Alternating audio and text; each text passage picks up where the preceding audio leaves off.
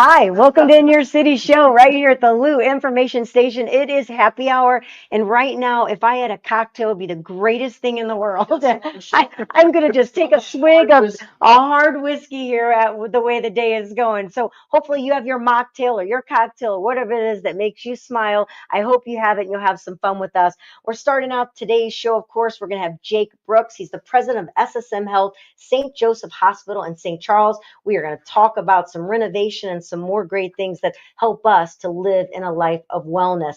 Then we're going to speak to Davon Moseley. He's better known as Royale Eats, the culinary creator and entrepreneur and viral sensation, redefining what it means to be a modern home cook. With over 2.5 million followers and best-selling cookbook, Devon's kicking off 2025 with new ventures, and we're going to find out more about that going on today. So today is full of inspiration, health, wealth, community, and flavors that all come together. So here we are, and we're so glad you're here with us. You're going to start off the show. We've got fun things going on, and it is that back to school season that's happening, Jake. And so we're kind of our question that we have for I guess this week is, what is a cool kid item that you had to have for when it was back to school?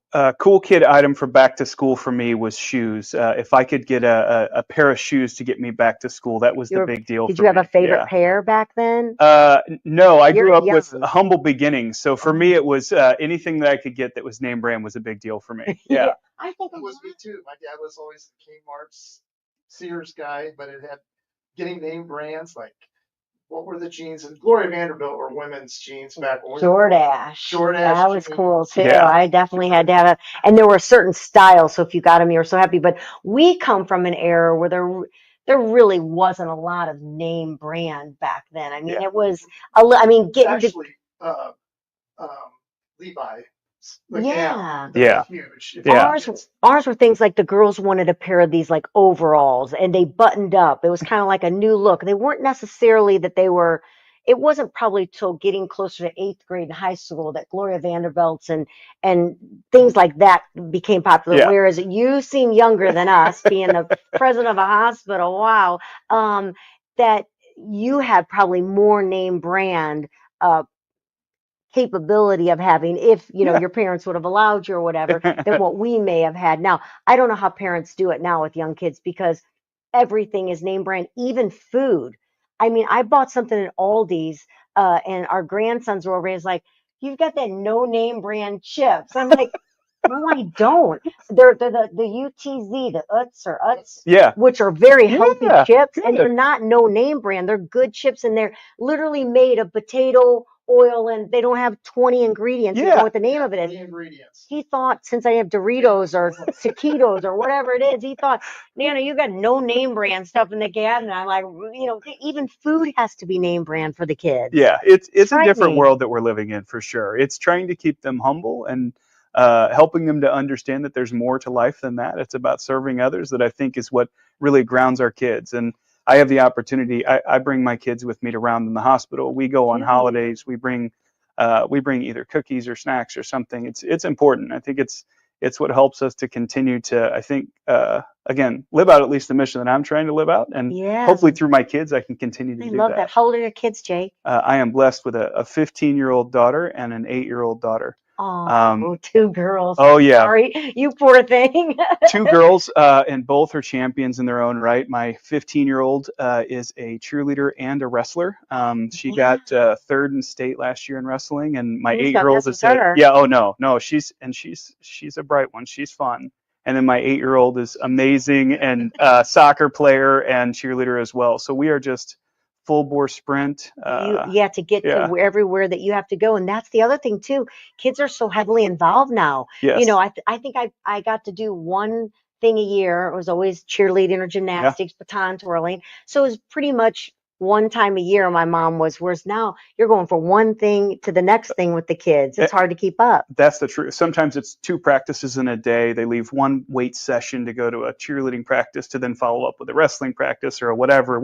We are all over, and again, just unbelievably blessed with family that is willing to support. My wife is an awesome. She's a teacher, and then she also coaches the high school cheer team, so she's all in. Yeah. Oh my God. We're lucky. It's so funny. You can't do it, and I'm sure you get it all the time. It's like, you're not Jake from State Farm. Oh. Jake from SSM. It's That name will never, ever not be associated with a red shirt and khaki pants. it's every day at the hospital. So I round in the hospital every day, and I try to hit every unit and visit some patients during the day. And it's what they say too. And I'll even introduce myself. I'm like, hey, it's Jake, like from State Farm, except for I'm Jake from St. Joe, St. What are you Charles. wearing, Jake? Yeah. I specifically don't wear red polos or khakis. So. Ever. Oh my God. I want to go back to something you said before we move into more conversation, but I've been listening to this, the speaker talking about, and it was funny because Carly was talking about curiosity, and it rang a bell when I'm listening to the speaker talking about how you can't have curiosity and fear in the same thing. That curiosity is what helps us to excel and succeed. And the other thing she said that makes such a difference and can help in stress and anxiety, and is such a tool to have, is serving. That if you can find a way, something you enjoy, that you're serving someone else, it will make such a change in your life. And you're teaching your kids young, which is really great. And you're in the medical field, which you could just go home and go, I've had enough. I can't take people anymore, or someone that's, not well. And you turn around and go right back and take the kids and allow them to learn to serve. That's really cool. Thank you. I have been fortunate enough to understand that I needed to write a mission statement for myself. I worked a lot of different jobs. I started working when I was like 13 with my family and continued to work all the way through. And I did a lot of things for many years. I started out as an athletic trainer, and I was with the Rams as an intern for a bit, and then worked in high schools and colleges, and ended up landing at SSM Health and heard the mission statement. And from that, I went home and I told my wife, I was like, I think I'm a loser. I've done all these things. I've done all these things, and I don't know why I do it. So I wrote a mission statement, which is to serve others with integrity and empathy while always doing the right thing. Wow. And it's big and it's broad, but it's mine. It's something at the end of the day I can lay my head down on the pillow and feel comfortable that I've done that during the day. And so everything I do bounces right back off of that. And I have just been unbelievably lucky to have people who have invested in me and let me live out my mission and serve other people in a way that I think is really, hopefully, making an impact in the world. I don't know yet, but I hope so, right? I'm sure that it is. So you're, to let everybody know again, Jake Brooks, he is with SSM, which has saved my life a few times. And I had Carly at SSM St. Joseph's. Yeah. So been in, nobody wants to go to the hospital. But if you do, you want to know that they're doing things right for yourself or for your loved ones when you're going there. You guys have just done a huge renovation. Yeah. I got lost when I had to be in there one time because you had to, you had to move you around into a different place. There we've got a picture of that if you're watching virtually of SSM. What was the driving vision behind this big renovation? Yeah, so we're actually celebrating our 140th year this year in St. Charles. And the community is continuing to grow and develop. And we are interwoven with the fabric of St. Charles City. And so as the city's continuing to revamp and revitalize itself, we owe it to our patients to show that we're here for another 140 years. And part of that is ensuring that our space shows that. Mm-hmm. So not only do we provide the exceptional care that happens within the walls, we wanted people outside of the hospital to be able to see that we're investing in being there for the long term, to be able to take care of the community and, again, match what's happening around us. Yeah. Well, what does it mean to you being the president of such a big project, a big wellness establishment? What does that mean to you? Yeah. This milestone, this change, being part of it. Again, I always introduce myself as Jake Brooks. I'm honored and privileged to serve in this role. And I think that we have been handed the opportunity to continue the legacy of SSM Health. And this is just one of the ways that we can demonstrate that, is that we are continuing to invest in the community. One of the things that I do is I quote one of our founding sisters. So Sister Elizabeth Becker said that our hospital is a pursuer of health and not a place to come when hope is lost. We feel a deep kinship to these people and ask to remain here as long as there is a need. While that need of healthcare has changed, what started as a donated house at 305 Chauncey Street. It did. Yeah. Tell me more. I didn't know that. Did you know that? Yeah. And we've lived gosh, I've been in St. Charles for 40 years, and Yeah. I did not know that. So tell me about that again. That's interesting. Yeah, so I love this story. So one of our founding sisters, Sister Elizabeth Becker, and a couple of others traveled to St. Charles to take care of, I think it was, they had smallpox and diphtheria, and ended up taking care of a young boy and saved him. And then the father donated a house to the nuns to be able to start a hospital. And so it's at 305 Chauncey. It's still there Good today. favor. And that house is only about a half a mile from where we sit.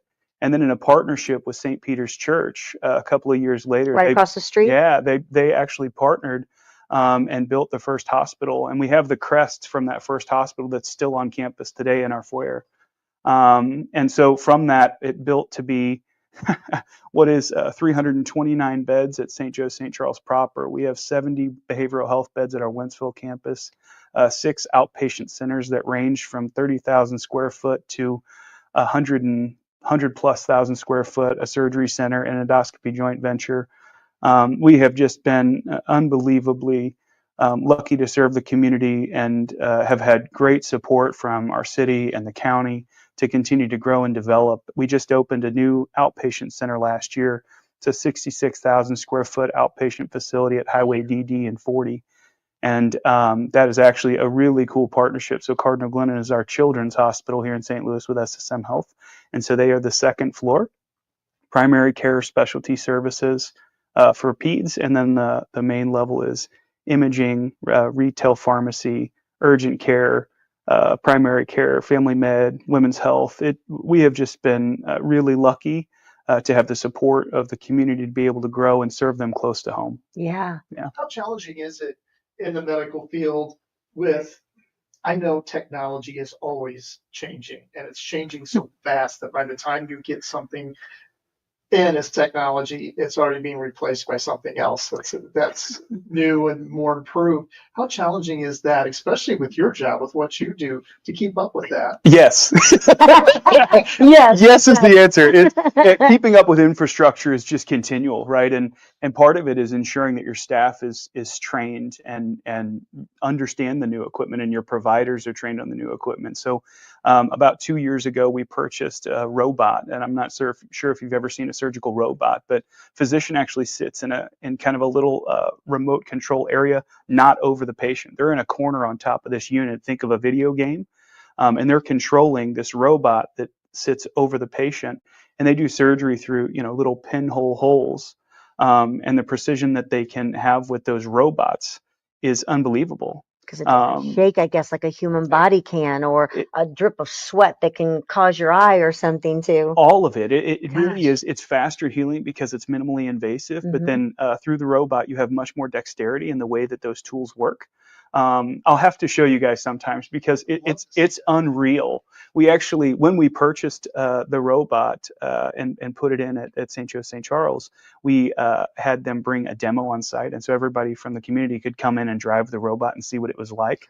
You can see, the ridges on a penny and all the little things that, the lines on Abraham Lincoln's face on a penny, and be able to learn how to stand it up and tie knots. And it is unreal. Wow. We did the first robotic thoracoscopy in St. Charles County. Thoracoscopy. So a thoracic surgeon is doing a surgery on the lungs through robotic care. Okay. And so unbelievable things that are happening. And I say that because that's cutting edge care, right? It's something that's never been done in St. Charles County that was done just 2 years ago. And so it's the continual investment to make sure that not only are we providing the care to the community across the market, but it is bringing that cutting edge care to the city as well. You know how the doctor comes in and visits you before you go into surgery? You look up, there's this robot. How are you? I'll be back. Yeah, that was dumb, wasn't it? Sometimes it just comes out. I didn't mean for that to happen.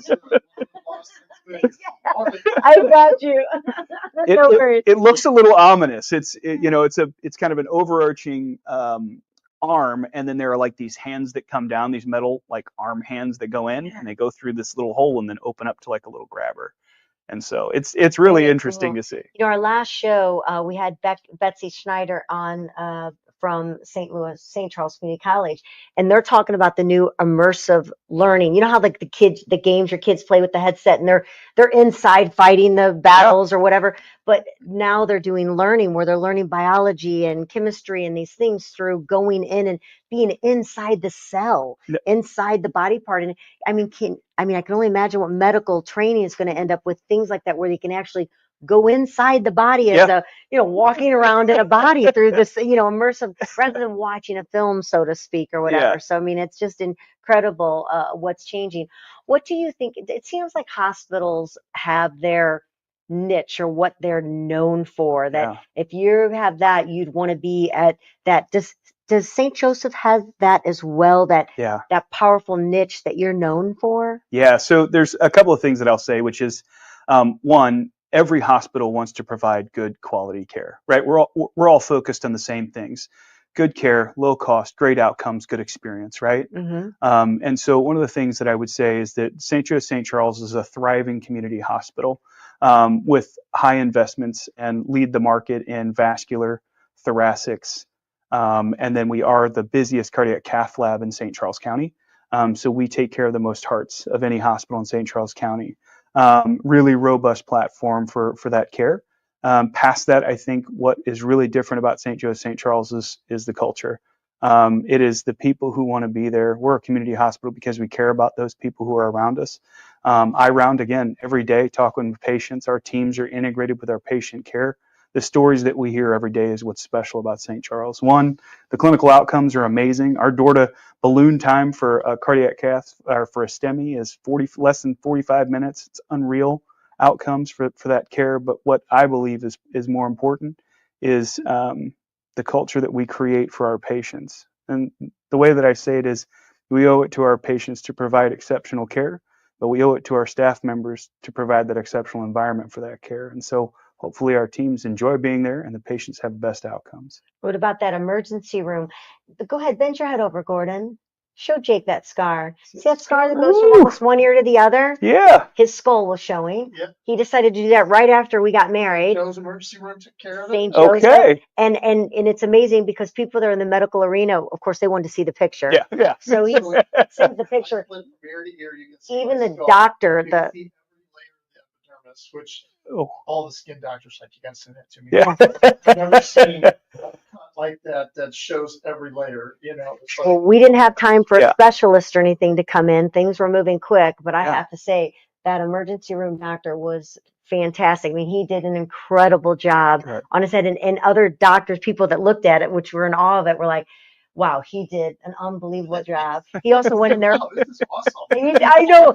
I'm like, I can barely stand up. I'm just like, I'm like, oh my gosh, yeah. And everyone's going, wow, look at that. That's amazing. But so how your emergency room, give us a little lowdown on that, because thank goodness, we've had good experience. They've saved our life. A few things that we've been, both myself and Gordon and his name was the what do they call that takes care of your thyroid? Endocrinologist? Yes. Yeah, he's still there. Yeah, he's still there. Is he the funny one? Demeanor about him that is like, and I can't think of who it is. I know exactly which doctor you're talking about. He was funny. Oh, he was so funny. He's got kind of a drier sense of humor. Yeah. And nobody could figure it out. And he figured out that it was your thyroid's causing it. Yeah. So let's talk about a little bit. You have the use of some custom glass panels. Yeah. Tell me about that. That's giving a new landscaping facet to the building. Yeah. So one of the things that we identified is that, again, when you pulled up to the hospital, it looked a little sterile, right? And so part of what we did is we redesigned the landscaping. So when you pull up to St. Charles Hospital now, there's greenscape, right? There's trees, there's grass, there's benches. When you're pulling up, it's a welcoming environment right at the corner. Because you're not feeling welcomed in. I mean, you're sick, or someone you're with is sick. You're worried. You're really not in a very calm state of mind. So anything that you can do as a hospital to create some sense of calmness when you're in massive chaos, Yes. when you're going in is, I mean, that's a brilliant move. Yeah, we are a community hospital, right? We Yeah. want people, we don't want you to have to go to the hospital, but if you do, we want you to have a good experience there. We want it to be a warm and welcoming environment.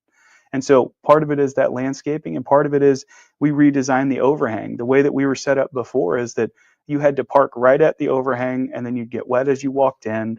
And then if you were at the wrong one, you had to walk to the other one outside of it. And so we redesigned it to where people have really a good experience. They pull up to the hospital, they know it's a main entrance, which before it was a little hard to tell if you were at the right spot when you pulled up to our main entrance. Yeah. And so Now you know. we rebranded it a bit. And I say rebranded in the sense of now you know where you're at, right? When you pull up, it's St. Joseph St. Charles Hospital. How do you see the outpatient world? You said you've just built a new facility. Yeah. How do you see the whole outpatient world of how it used to be? You went to the hospital, you're in the hospital, you're in there for days. Yeah. You know, it's a different world now. The things that you can go and either be an outpatient or go home right away is pretty incredible. So how Unreal. do you see the outpatient world in what we've been in? Yeah, it will continue to grow. Again, just looking at the way that the demographics have proven in the future, and the way that we see it progressing is that we will continue to see more growth in the outpatient platform, which is where people should get their care. You shouldn't have to stay overnight in a hospital to get good care. You should get care and be able to head home.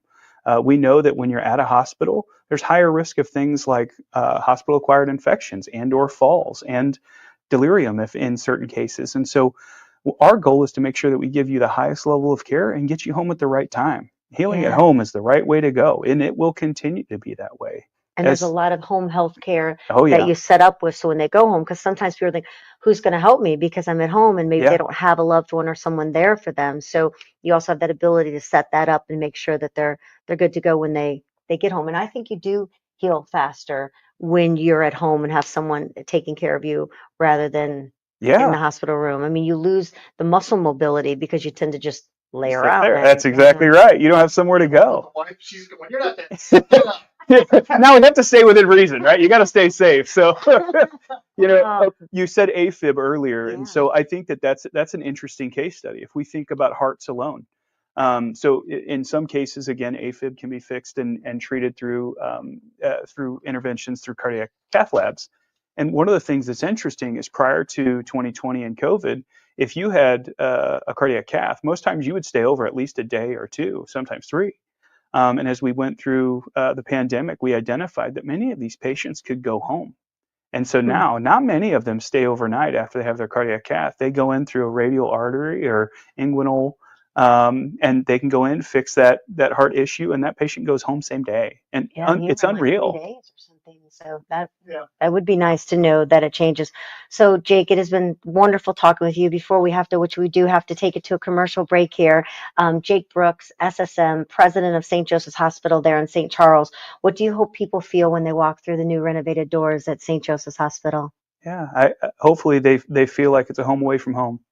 Oh, that's great. Again, if you have to go to the hospital, I want you to have an exceptional experience. That's wonderful. Thank you so much. Appreciate that. You heard it there from Jake. And no, not Jake State Farm, but Jake at SSM Hospital. And boy, you are serving the community well. Thank you so much for being here at the LouInfo.com, the Lou Information Station. It's the In Your City show. We'll be back. And like I said, we're going to be talking to Devon. That's Davon Moseley, and better known as Royale Eats. We're going to find out more about that right after the break. Thanks. Stay with us. Welcome back to the In Your City show here at LouInfo.com and the new KLIS 590 AM, all about St. Lou and around the United States and the world. You got it right here on the show. So we're excited. We just came back. And of course, we're going to speak to Davon. So I said it wrong. Sorry, I didn't mean to. Not Divine, but Davon Moseley. I say the last name right? Yeah, hey, hey. He is better known as Royale Eats, the culinary creator and entrepreneur and viral sensation. We're talking 2.5 million followers. We need the recipe for that because we don't even have a third of that, I don't think. Hey, can you put us on your show and make our show bigger? That's what we need to be happening. So we are so glad that you're with us right now and that you can tell us about, you know, how you became this culinary creator and what do you do to get 2.5 million followers, Devon? Well, first, thank you for having me. It's truly a blessing to be here. It's been an incredible journey. I've just been taking everything step by step, and just making the best of it. God, I bet you are. You know, so you have, you talk about that food is a connection. You talk about home cooking. How is this the center of your heart? It's nice to have a man on here. We have some women chefs and cookbook phenomenon, sensations. And here you are, this man talking about home cooking, which is so cool. Yeah, for sure. I got my inspiration from women in my life, like my aunts and my grandmothers, showing me, in the kitchen, just cooking different recipes. And I was just inspired, just one, just by the process of making food. And then two, of course, the food tastes good. And then most importantly, the third one was just saying, anytime good food was made, that's when all my family would get together, and I feel like I was able to Yeah. like make that connection that food brings people together, and I feel like that's just traveled with me throughout my life. I like the fact that you talk about redefining, what it means for modern home cook, that you're kind of keeping and honoring legacy, your aunt, your mom, your grandmother, people like that, but you're creating new traditions. And is there one dish? Is there something that kind of started this creation, I guess, that of bringing these home cooked meals? Yeah, I would say I wouldn't say it's just one particular dish. I would say Hmm. that there's been a lot of dishes that I've made and people have gravitated towards them. Like my honey garlic lemon pepper chicken thighs, like that's a huge one that people really gravitated towards. Most importantly, with it being chicken thighs, that's a less expensive cut of meat, than like getting chicken breasts or something like that, or wings. So being able to take something that a lot of times people will shy away from or think of like, hey, I can do something more with this, and making it flavorful and being something that people can enjoy with their family, have leftovers if there are any leftover, So just doing different things like that, being mindful of the people that support me, being mindful of their, their stomachs, their wallets, and, just making the best food possible for them to serve themselves and their families. Yeah. Do you remember that moment that you realized that food was really, I guess, more than just nourishment? You kind of look at it as storytelling. And we own magazines, and with the radio show, that's all we do is tell stories all the time. Mhm. And so you're telling a story with food. Yeah, for sure. It's funny because I feel when I really was able to identify, the importance of food, and like I said, being able to bring people together was actually last year. I threw a big cookout for my family.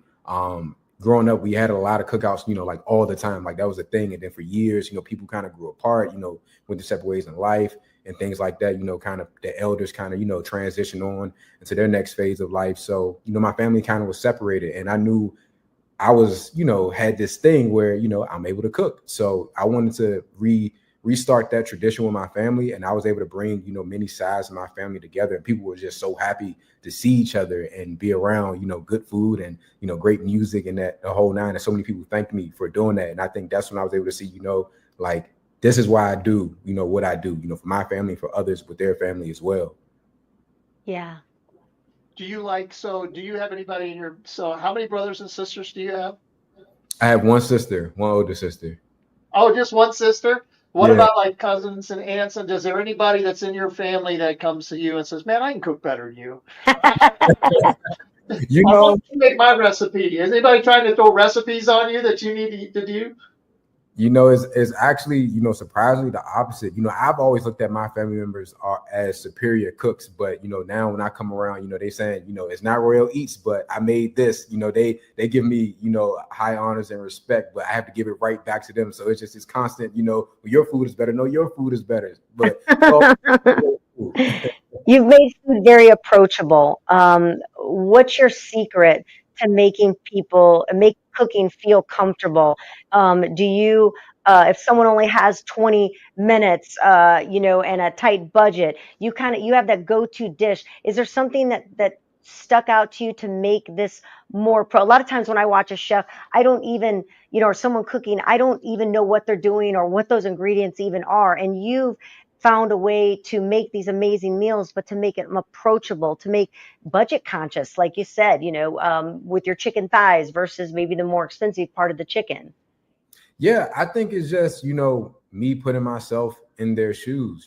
I grew up with, a family that, while though we had resources, it was still, we're not trying to spend all of our money just so we can eat. It's being conscious of, what we're spending money on and things like that. So being able to identify with them in those positions, I can take that and then put it into what I do today, so I think that's just what it is. I can relate to a lot of people in their positions, and I think about them, before I think about myself. It's just not what I want to eat, but also thinking, if I'm going to share this with the world, can they relate to this? Is this something that they would even want, And I feel like a lot of the time we end up being on the same page, thankfully.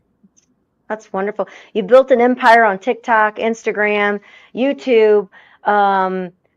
What's been your biggest pinch me? And tell us about the new show.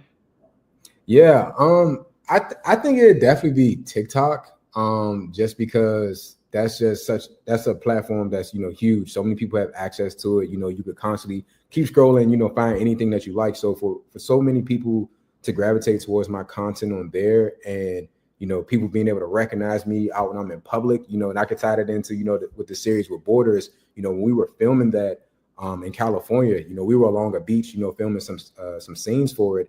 And I had got a message on Instagram where this guy had reached out to me and said, "Hey, did we just see you, here?" And I was like, "I've never even been here before. Like, how did he recognize me?" But, I remember him when I was walking along the beach, him and his wife, they had their dog there, and they were just telling me, how they were big fans and stuff like that. And they wish they would have approached me, but just for them to even reach out, it really let me know that, they were fans of me and, what I was working on and things like that. So I think just all of it, I have to pinch myself constantly. I never expected to be in this position. I knew what I wanted to give to the world and what I felt, was within me and what I wanted to serve people with. And just to see so many people gravitate towards it and support me, it's just truly been a blessing. And I'm just trying to continue to keep growing and, do what I can do to serve. So you talked about being recognized. So have you ever been to a restaurant, gone in to eat, and then maybe the chef hasn't recognized you and come out to talk to you, or anything like that? That's, you've been recognized inside. I want you to come back to the kitchen. Yeah, come back, tell me something. What is the one go-to? Sorry, Kel. What is the one go-to meal that you would make yourself on a regular basis that you just got to have all the time, that you make for yourself? I would say my dad's spaghetti recipe. Ooh. Yeah, and that's actually in my new cookbook. I had to put it in there. That was the first dish that was taught to me. That I learned. My dad taught me how to make spaghetti just as a meal that can last you, for a couple of days and can stretch. It's something that's good that always can hold you. So that's probably something I make on a regular. So two things before we have to go there.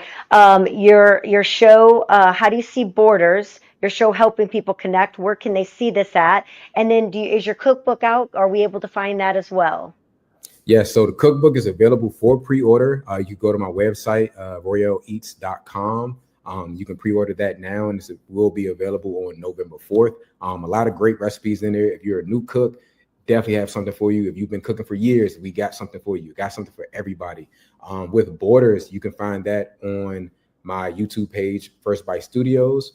And you also see some things connecting with Royale Eats as well. But for Borders, I want people to see, me in uncomfortable environments and challenging myself, being able to cook in nature. We camped out, outdoors for, over a week. That was the most uncomfortable thing I ever did, but it was so rewarding. I bet. Yeah, just being present in nature and cooking great food. And, you'll be able to really relate to me. I feel like people will be able to relate to the things that, we were discussing, along with seeing great food and just, great visuals. So I definitely think everyone has something to gain from, watching Borders. Fantastic. Well, now that I'm starving, Davon, thank you. Talking about all this food. Thanks for spending some time with us, sharing your new cookbook that's going to be coming out right before the holiday, which will be perfect. Your show Borders, which helps whether you're an experienced cook, chef, or just someone that's learning. You have something for everyone, and we really appreciate it. There's nothing like food brings people together, and we definitely need more of people coming together, family time, and you have a way of bringing us back around the table again. So we appreciate it so much. And you mentioned your cookbook. How do people get a hold of your cookbook? Yes, you can find it on my website, royaleeats.com. You can find a link there, and it's sold everywhere. Books are sold, Amazon, Books A Million, Barnes & Nobles, all those great places.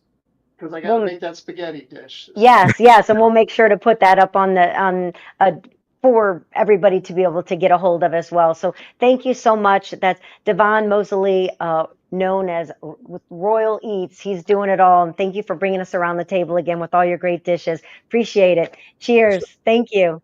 Thank you. Yeah, I want to get a hold of that cookbook. Oh yeah. I love things where you have the ability to can make it easier, because time is like of the essence, to be able to do that. Well, time is of the essence. So now we're going to find out what's going to be your blockbuster hits for the weekend, and what was. Take it away, Marcus Theaters. Hello everyone, Ian here, and welcome back to the Marcus Recap. Starting off with a very interesting weekend for the box office. At number 1 is K-pop Demon Hunters with 18 million. And second is Weapons with 15.6 million. In third, Freakier Friday with 9.2 million. In fourth, appropriately, Fantastic Four First Steps with 5.9 million. And in fifth, The Bad Guys 2 with 5.1 million. Fathom, the 25th to the 27th, you can join us for Studio Ghibli Fest and Ponyo. 28th starts our screenings for Jaws to celebrate its 50th anniversary. We also have 3 new releases to look forward to this week. First is The Roses. Next is Caught Stealing. And finally, the long-awaited reboot to The Toxic Avenger. This has been Ian with this week's edition of The Recap. Well, we know what's happened at the movies, but in case you want to get out this weekend and see what the local bands are playing, where they're at, take it away, Cat Muse. Thanks, Kelly and Gordon, and here's what's going on this weekend in music. Friday, start off your weekend right with Big Rich McDonough and the Rhythm Renegades, featuring Eric McSpadden at National Blues Museum for Howlin' Fridays. Max Stevens Band will be at St. Charles Music House, and Lita Una will be at Sky Music Lounge at 6:30. Stick around for Popular Demand, which will take the stage at 9 p.m. Sounds like a killer show. Greensboro Band will be at Das Vivo, and Night Flight will be at Salvatore's right next door. Redline will be at Rebar in St. Charles. Smoke and Fogey will be at O London, and Jason Gordon is back at the Courthouse Pub. The Get Down will be at the Abbey on Broad, and Terry Beck will be at Hankey's in Florissant. Saturday at Family Arena, Bachman Turner Overdrive with special guests April Wine and my dear friends of Zebra. Super Jam will be at Newtown Amphitheater, and Brad Now Band will be at Charlotte Pub, where all the best musicians play and the music matters. Fractured Music will be at the Benoist Pyromaniac Extravaganza 2025. Check Facebook for all details of this event. 0 to 90 will be at Frankie Martin's. Plastic Kings will be at the Boathouse on the North Shore. 90 Proof will be at Parrots in St. Peter's. And Rock Mafia Trio debuts at Brewski's. That would be Mark Segura, Stephen Weiss, and Jacob Levy. Salmon Creek will be at Half-Wit Winery. And the Lowercase Cheese will be at Rebar. Sunday Fun Day. Mayday Rocks will be at BS Bar and Grill for Bike Night. And Keishi is Rockin' and Rollin' Fantasy. Check it out. Celebration Day, a Led Zeppelin tribute. The Hard Promises, the Tom Petty tribute. And Breakfast in America, the Supertramp tribute at St. Louis Music Park. And it's a celebration of life for Donnie Rigo at St. Charles Music House. They're having an open jam from 2 to 7 and collecting for a headstone. Military honors ceremony will be at Oak Grove Cemetery at 12 noon that day. Also on Sunday, Chasing the Milky Way will be at 333 Vineyards. Monday, Labor Day. Rogers and Knee House will be at Long Shots Tiki Bar, and the Fry Project will be at the Hog Pit. This week's music is Tell Me What You Want by Zebra, who are special guests of Bachman Turner Overdrive and April Wine, Family Arena, Saturday night. I hope to see you there. Live music is better. Thank you for supporting our artists and venues. Check out STL Roar Monday nights from 7 to 9 and have a safe week, St. Louis.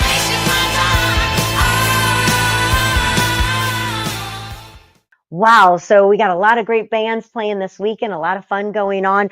Something too that is fantastic is St. Louis Union Station.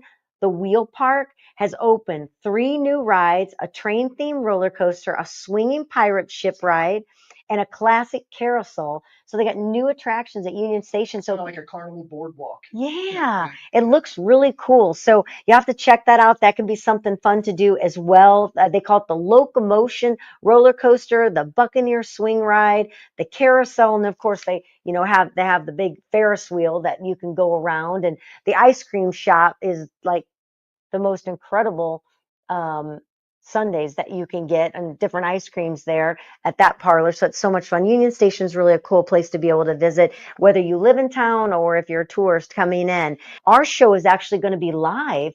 In a couple weeks on Friday night for happy hour. We're going to be down on Main Street. We're going to be at the St. Charles Mosaic Art Festival. Yeah, we'll be doing the show there. So it'll be fun. So Shebang has got it going on for you. So they've got their Friday talk with us. So let's see what they have to say to boost our bubble a little bit here.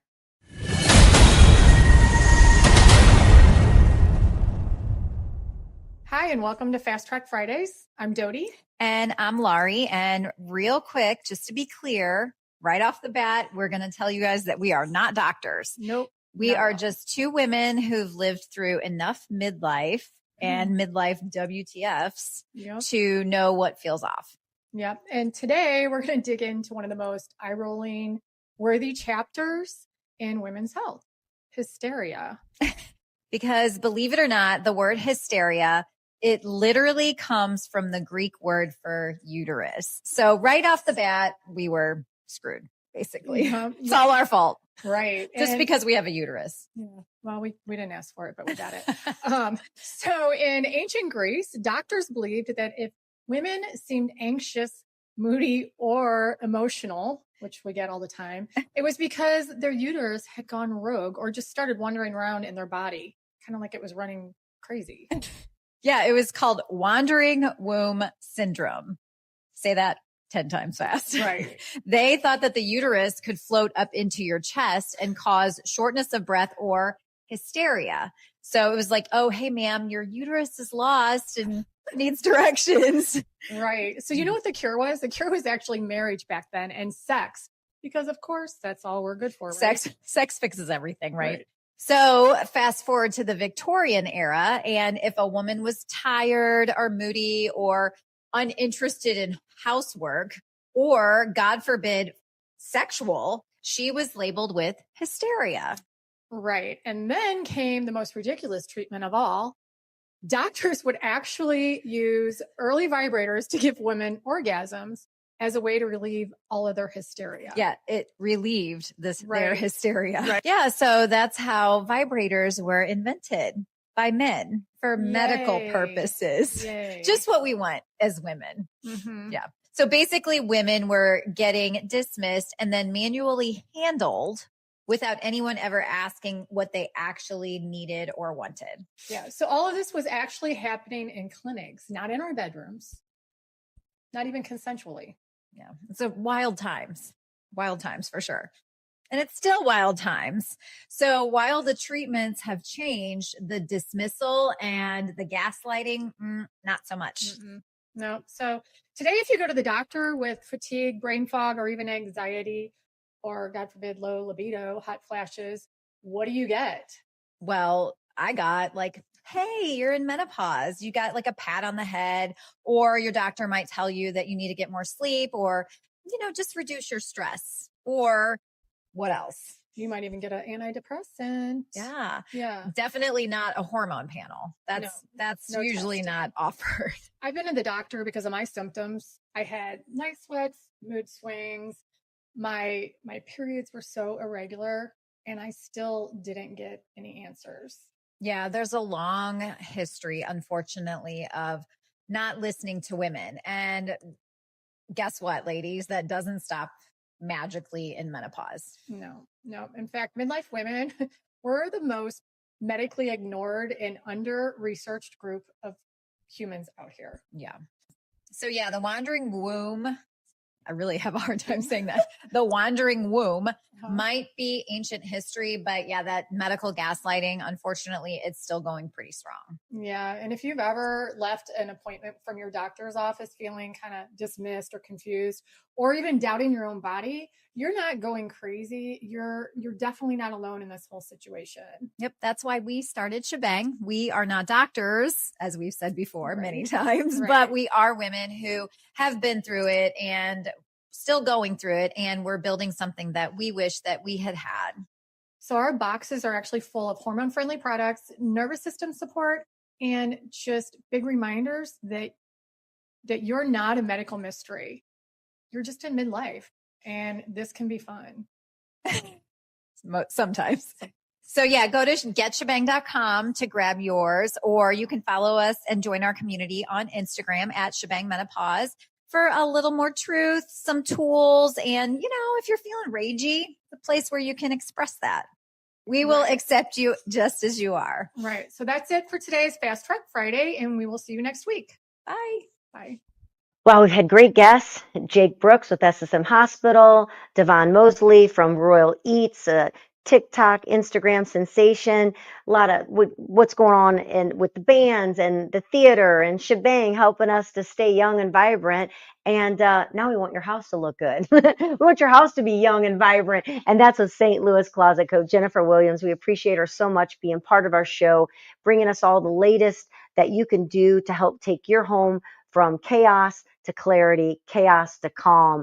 They do it right on site. They are all about supporting local, and we're all about supporting local. That's what we do on this show, is support local, support those out there that have a story to tell. And Jennifer definitely has a story to tell with 35 years in business, a fantastic team that's been with her for a long time. They do everything on site, manufacture right there. You can literally look in the windows and watch them working on your project. It doesn't matter what it is, how small it is, or how large it is. She is the person and her team to take you to better life. I mean, it is wellness.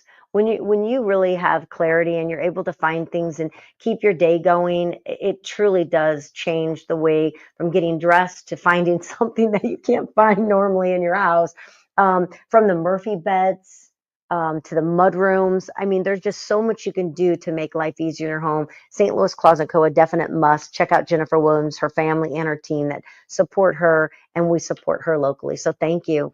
So with that being said, we love supporting local and trying out new restaurants. So to end our show today, rather than us saying cheers as we normally do, we're literally going to take you to a local restaurant, one of Gordon's favorites from past. My first time ever being there actually was the Charcoal House right here on Manchester Road. Wow, do you feel like you go back in time when you're there?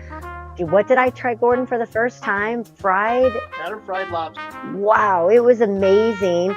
We shared a little Caesar salad, but it was the Brandy Alexander that I had never tried before. Cocktail. Look at that ice cream. Oh my gosh, that's absolutely amazing. Wonderful service. They've been in, over 100 years they've been there? Yeah. We loved hearing some of the stories and the favorite chair that, was it Jack Buck that used to sit in there? Who was he talking about? Stan the Man. Stan the Man. Sorry, I knew it was one of the Cardinal legends there, but used to come in. But there you go. So from the In Your City show here at the Lou Information Station, and from the Charcoal House and that Brandy Alexander, we'll let them say it for us. We'll say it from there, yes. Hey, St. Louis from Charcoal House. Cheers.